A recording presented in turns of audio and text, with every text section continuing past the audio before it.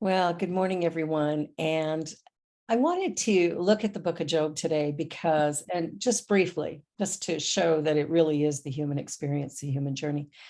Um, the book of Job really talks about this man who was a father, who really was blameless and upright, who feared God and turned away from evil. Man, he is a good guy. But whenever his children went out and did anything, the thought he had was, it may be that my children have sinned and cursed God in their hearts, so let me pray for them. And I think, when I think about the metaphysical meaning of the book, it really is the transition from the personal formal righteousness, which is the basis of self-righteousness, into that awakening, a change of heart that takes us into Christ righteousness, where we begin to live from that center of our being, that core self, rather than from this place of, oh, I know everything and I'm better than everybody else. We want to come to an understanding about life and what it really is and what our spiritual journey is. Our journey, there's 8 billion people on the planet today, approximately. Every single one is created unique and special.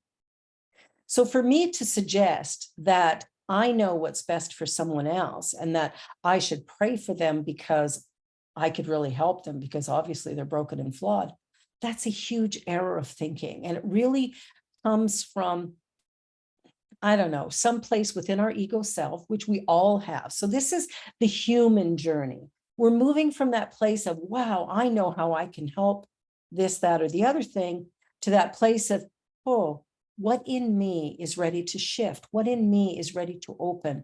How can I open my heart and be in a state of grace and love that I might welcome every individual as they are, where they are, who they are, with love and acceptance? Little bit of a transition, because I know we all judge and criticize ourselves and others, do we not? Yes. But this is about shifting that and coming to realize that if I have a judgment, then I have to go within me and go, where am I judging myself? Where am I being critical of my own self?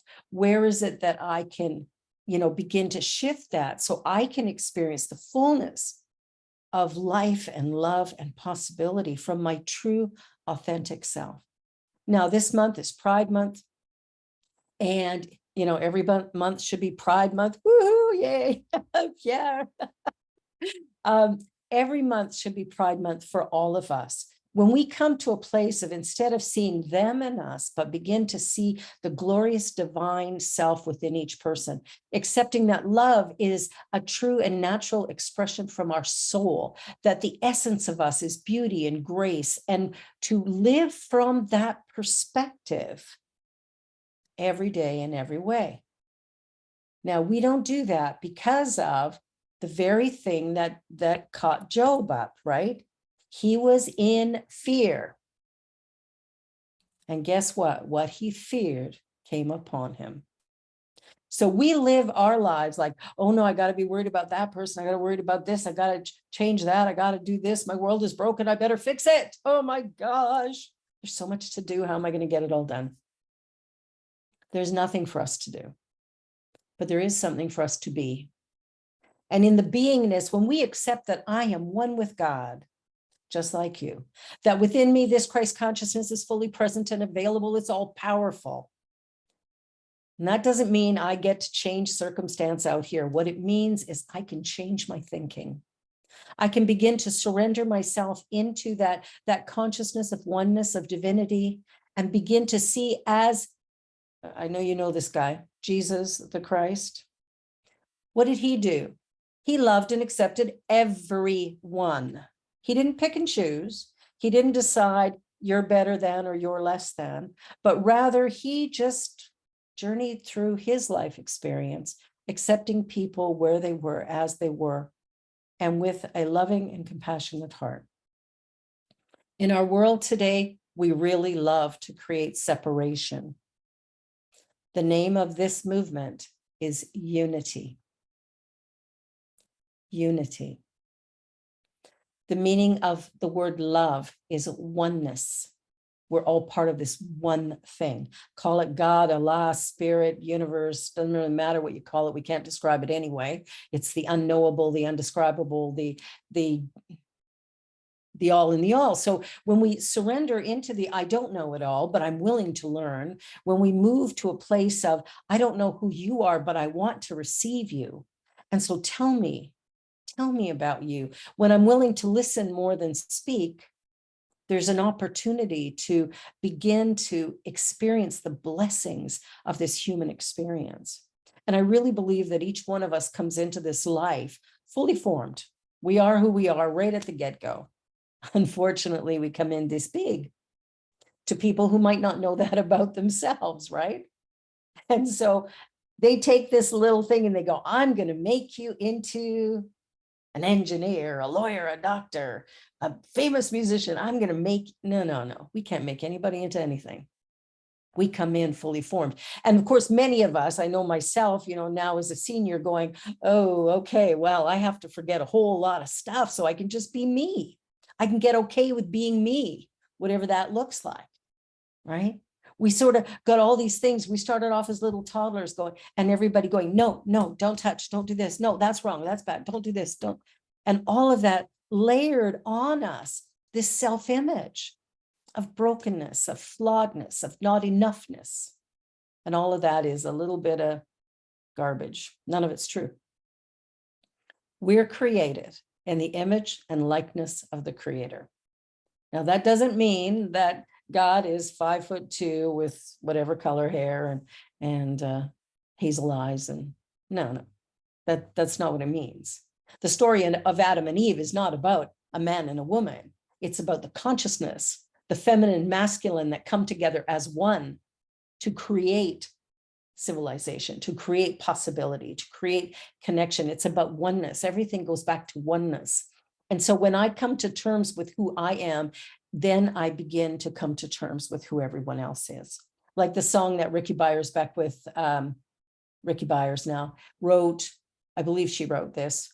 I love myself so much that I can love you so much, that you could love you so much, so that you could start loving me. That energy of I have to start here. I listened to a podcast by Jay Shetty, and he talks about his time as a monk. And as a monk, they spend the first half of their day in meditation and reflection, and the second half of their day in service. And they do that because we cannot serve from an empty vessel. We have to start with ourselves, always with ourselves. And I know I was taught, well, that's self-centered and that's selfish and that's, how dare you think about you? But the truth is, if I'm not fed, I have nothing to give. If you're not fed, you have nothing to give. And so we want to change the whole martyr syndrome and go into a place of, let me take the first moments of my day. Let me take those first moments of my day and do my prayers and read something uplifting like the Daily Word. Take those first moments of the day in prayer and reflection. And then go into the world going, what is it I can give? To be aligned with the universe, we really do have to be in service. But it's not about giving away who we are. It is about being most authentically who we are and celebrating and rejoicing in the way we've been created, because we are in fact perfect, whole, and complete. Doesn't mean our behavior matches that, but that is the truth of us. So there's 4 choices. This is something Jay Shetty shared in one of his podcasts, and I really, really liked it. The first choice that we get to make is how we feel about ourselves. Now, because of the messaging we got as little children, sometimes we don't feel that great about ourselves. We think we should be thinner or taller. We think we should be smarter, or we think we should be quieter, or we think a lot of stuff, right? What if we thought, I am a divine expression of the one, perfect, whole, and complete, unique and special, like everybody else? Whew, that might change the game, right? The second choice is who I spend my life with. Because of course, energetically, because we're all one, if we choose a life partner that is, I don't know, maybe angry with us all the time, or thinks we should be different, or is playing into the old image, that can create a lot of challenge for us. So who we choose to spend our life with, both intimately as our life partner, but also our friends and people around us, we want to choose people who are different than we are, who bring interest and curiosity and delight to our lives, who maybe challenge us to do better or be better, right? But we want to look at the energy of the people we spend our lives with and go, does that bring me to a greater place of possibility? The other thing is what I choose to do for money. How do I get money? Am I working at a job for 35 years that I absolutely detest? See, I don't believe in heaven and hell, but for me, that would be hell. That's exactly what that would be. That would be hell. I couldn't do that. I gave that up a long time ago. I think I did it for about 10 years and went, okay, that's enough. What do you do for money? And when we start to realize that the world, the earth, the universe is this expression of energy, that's all it is energy. So money is energy. Our connection to each other is a reflection of energy. The way we walk and move is energy. Everything is energy. There's nothing but that. And so when we start looking at money as separate from us, we might keep it away. But when we come to this place of, well, everything I have need of, everything that is necessary for my life, for me to return to what I knew at my birth, to allow that to fulfill itself and show up, what happens is I always have whatever I need. And that's a powerful remembering. That's when we've shed the veils of, the world that has put all this stuff on top of us going, it's either this or that. No, it's this and that. So money, just a reflection. And then the fourth choice is, how do I choose to serve? And I don't know if I can remember it correctly. There was a quote by Muhammad Ali that said something like, the price for my living is to serve. So the rent, I get charged rent for being here. I get to have my life, but the payment for that is service. And so when we begin to reframe how we look at life and how we look at service, if we were to come to everything we do with a really grateful, open heart, if we came to every task, my least favorite task is housework. I love to do this kind of work. Housework, not so much. But I have a husband who loves to do that kind of stuff, and he works fewer hours than me, so he picks up the slack. Oh, go Pierre. My husband is Pierre as well. So he does dishes and things like this, but some days he's busy. And then I have to, pick up the slack. So some days I do it a little bit, I'll be honest, a little resentfully. Oh yeah, that should have been done. And then I stop myself and go, okay, give it up. You've got the best husband in the universe. Give yourself a break here. He does dishes, he cooks, he cleans, he does laundry. Hello, stop it. And then I'll take a breath and go, my husband is a gift. And by doing this little task, which doesn't take me very much time, to feel the warmth of the water and the little rainbows in the bubbles, and to just be present with the experience with a loving, open heart, I change the energy of it completely. And I've given a gift to him where he can maybe rest a little more after the end of his day, where he doesn't have to do that. As he was headed off to church this morning, a different church, to run their cameras and stuff, I made him a smoothie and his coffee and sent him on his way. And that's just an act of service. It's just being with somebody and caring enough to be the person who's sort of honoring the other individual by doing these small tasks, but doing it with a sense of love and grace. How we choose to serve is as important as the service we give, and probably more important. that when we acknowledge that there's only one thing going on, that we all live, move, and have our being within this one thing.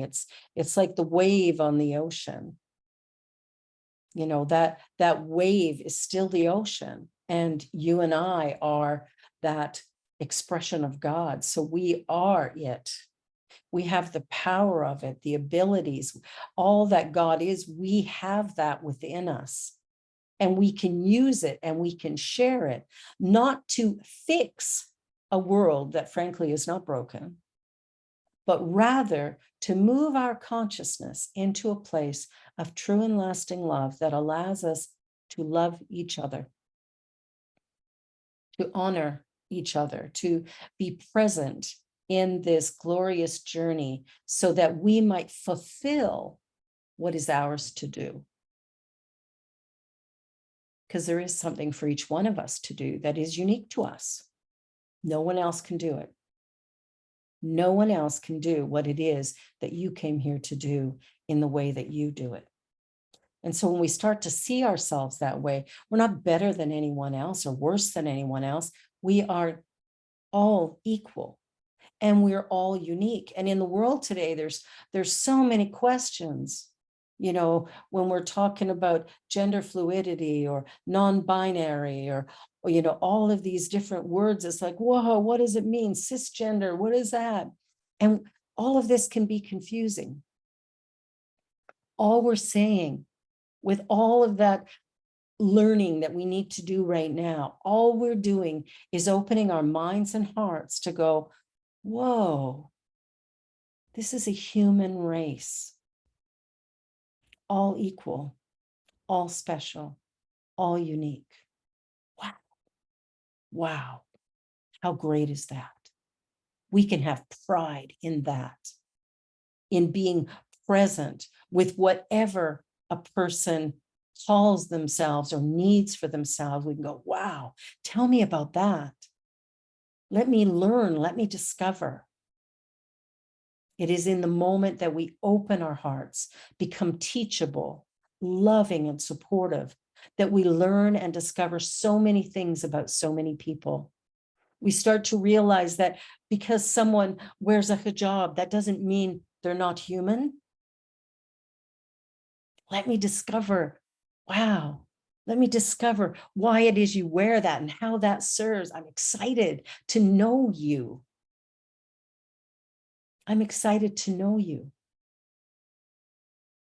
Somebody's married, you know, a woman who's married to a woman or a man who's married to a man. It's like, it's love. There's no difference. There's no difference at all. It's two people sharing life, doing what they do and loving each other through it. Why would we question that? If somebody says, well, I don't identify as a girl or a boy, gender fluidity, I think it's probably more realistic for all of us to recognize that we are both. And we talk about that. The masculine, feminine is in both, in all of us, right? And so why is it that we have decided that all of this is too much trouble to learn or to discover? So we're awakening. First choice, how do I feel about myself? Second choice, who do I spend my life with? Third choice, what do I do to create money in my life? Fourth choice, how I choose to serve myself and others. I invite you as you come up against all these things, because believe me, things are changing so fast, I can't keep up. Fortunately, I have a teenager to help me keep up. But with all that's going on in the world, rather than resist it, because remember, resistance creates persistence. So instead of resisting, what if we were to open our hearts really wide, like Job did in the end? After everything was taken from him, he went, whoa, wait a minute, what really matters? And he surrendered fully into the presence and power of that Christ consciousness. He surrendered fully and completely, and all was restored. There's no magic in that. It's in the place of surrender that we begin to be who we really are. It is in that moment that we begin to feel, to experience and fulfill our destiny, so to speak, what it is we came in to do, to be, whatever that is. And it is the beingness that takes us to that place of fulfillment.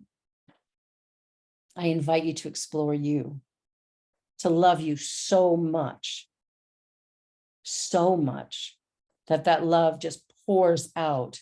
And when you don't understand something, you stand in it with an open heart going, oh, what is mine to discover? What is mine to discover? There's something beautiful happening in our world today. It's like we're building this glorious bridge of connection. We're uncovering all the biases and criticisms and ways in which we choose to separate the competition, and we're coming together in unity, in oneness, in discovery.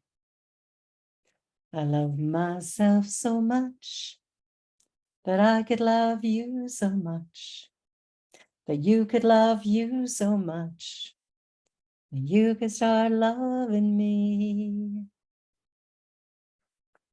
Let us take that and go into a meditation. I invite you to just take a deep breath and just relax into this time and space. And just feel whatever you feel.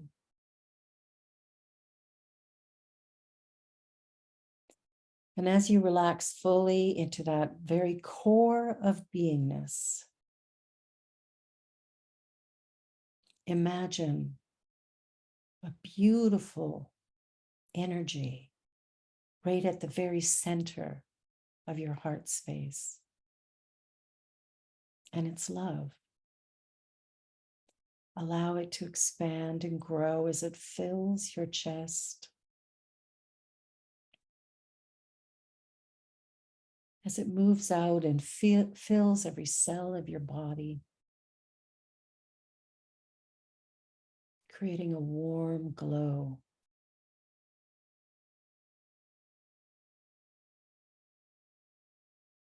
And allow it to expand to fill the room that you're in. Just this place of love and peace.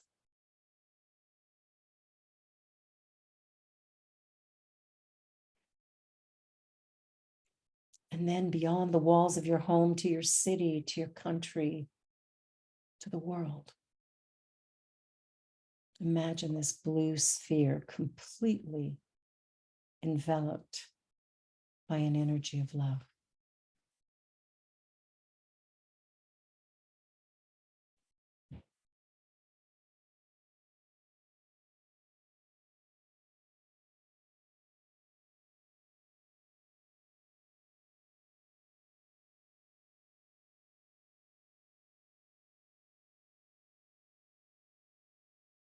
It is in that love that fulfillment is experienced, peace is realized, and joy bubbles up. Taking a deep breath in and just bringing yourself back to the present moment and accepting that life happens now.